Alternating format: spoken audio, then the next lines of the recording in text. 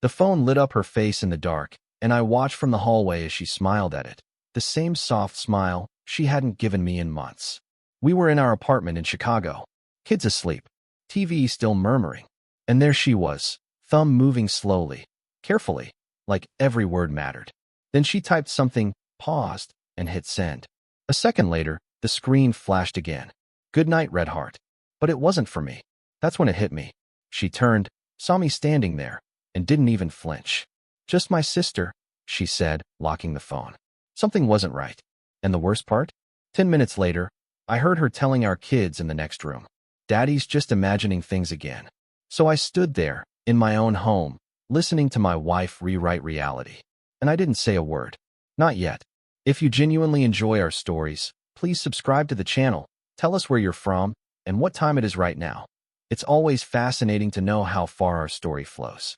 At first, I told myself I was overreacting. Work stress, late nights. Maybe she really was texting her sister. But then the patterns started stacking. She'd take calls outside. Always outside. Her phone never left her hand. Not even in the shower. She'd set it right on the counter, screen facing down.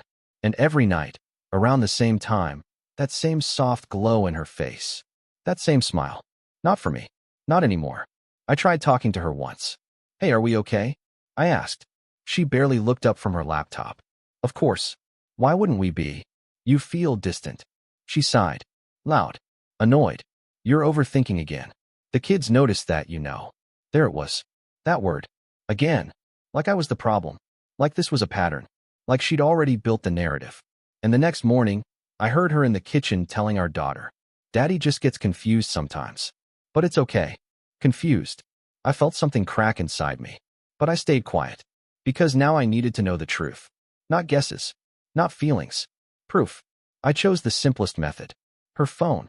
One night, she fell asleep early on the couch. Rare. Wine glass half full. TV still on. Her phone rested beside her. Unlocked. Like she didn't care anymore. My hands were steady. Too steady. I opened the messages. And there he was. Mark, Jim. I almost laughed. We didn't even go to a gym. The thread opened. Weeks. Maybe months. Inside jokes. Photos of meals they shared during her late meetings. Messages that made my stomach twist. I wish I was there tonight. Soon. And then, good night, Red Heart. Every night. Same time. Same message I saw in the hallway. But that wasn't the worst part. The worst part was what she said about me. He's losing it. I think he actually believes I'm cheating. Honestly, it's sad. And then his reply? Let him. Makes this easier. I stared at the screen. Heart pounding. But cold. So cold. I closed the phone gently and placed it back exactly where it was. She stirred slightly, then settled. I stood there for a long time. That's when something changed in me. No yelling. No confrontation. Just clarity. The next morning, she acted normal. Made breakfast. Kissed the kids. Ignored me. Like I was background noise in my own life. Big day. I asked casually. She nodded. Meetings all afternoon. I smiled. Of course. Because now I knew exactly where she'd be.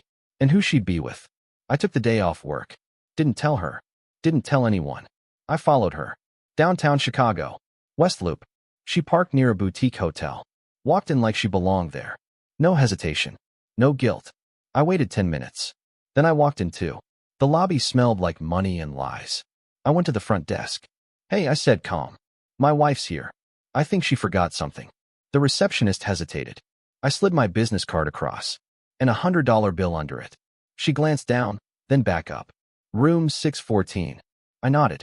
My pulse didn't change. Not anymore. The elevator ride felt endless. When I reached the door, I didn't knock. I just listened. Soft laughter. A man's voice. Comfortable. Familiar. Like this wasn't new. Then I stepped back. Pulled out my phone. And started recording. Because this wasn't about rage anymore. This was about precision. I didn't go in. Not yet. Instead, I walked away. That confused even me. But I knew. This wasn't the moment. Not the right stage. Over the next 2 weeks, I built everything. Screenshots. Messages. Hotel records. I contacted a divorce lawyer. Quietly. Efficiently. We went over assets. Custody. Strategy. Do you want to confront her? He asked. I shook my head. No. I want her to think I'm still imagining things. He smiled slightly. Understood. Meanwhile, She kept going. Same pattern. Same lies. Same whispers to the kids. Daddy's just tired. Daddy worries too much. Every word she said made what I was about to do feel cleaner, sharper. Then I found the perfect moment. Her birthday. She wanted a dinner. Small. Friends. Family. Including him. Mark from the gym, she said casually. Of course. I agreed. Smiled. Played along. The restaurant was packed. Private room in River North. Everyone laughing. Drinking. She looked radiant. Confident. Untouchable. Mark sat across from me. Smug. Relaxed. Like he'd already won. Halfway through dinner, I stood up. Tapped my glass. I just want to say something, I began. She smiled at me. Slightly confused. I pulled out my phone. Connected it to the TV behind us. And pressed play. The room filled with their messages. Her words. His replies. Photos. Timestamps. And then the hotel footage audio. Their laughter. Her voice. No denial possible. The room went silent. Dead silent. She stood up so fast her chair fell. What is this? But her voice, it cracked. For the first time. Mark didn't speak. Didn't move. Just stared. I looked at her. Calm. You told our kids I was imagining things. No one breathed. You told them I was confused. Her face drained. I wasn't. I turned to Mark. You can have her. Then back to the room. The divorce is already filed. I picked up my jacket and walked out. No shouting. No chaos.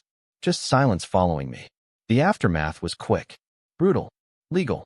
She lost more than she expected. The house. Primary custody. Reputation. Mark? He disappeared within a week. Turns out, it's easy to be confident in secret. Not so much in daylight. Now the apartment feels different. Quieter. The kids don't look at me like I'm broken anymore. They look certain. And sometimes, late at night, I think about that moment. Her in the dark. Phone glowing. Typing Goodnight red heart. Believing I'd never see it. Believing I'd always be the man imagining things. She was wrong. I saw everything. I just waited until it mattered. The end.